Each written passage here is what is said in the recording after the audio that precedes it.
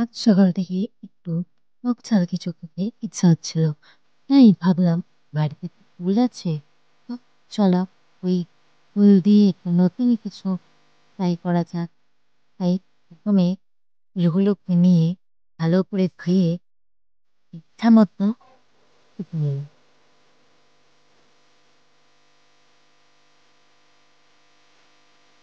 তারপর শুকনো লঙ্কা, গোটা জিরে, গোটা ধনে, শুকনো খোলায় ভেজে ভালো করে শিলনোড়ায় বেটে নিলাম। তারপর ফুলের মধ্যে নুন, বিট নুন ও শুকনো খোলায় ভাজা সেই বাটা মশলা দিয়ে, আর সাথে দিয়েছিলাম সর্ষে বাটা, ভালোভাবে মাখিয়ে উপর থেকে সর্ষের তেল ছিটিয়ে আবারও বেশ ভালো করে মাখিয়ে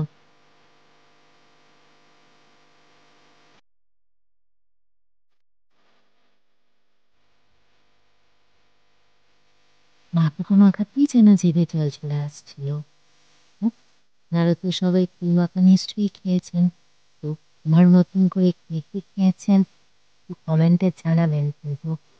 তারপর ভালো করে মাখিয়ে রোদে দিয়ে দিয়েছিলাম। তারপর বেশ শুকিয়ে এলে খেয়ে একবার দেখবেন, ও অসাধারণ লাগছিল।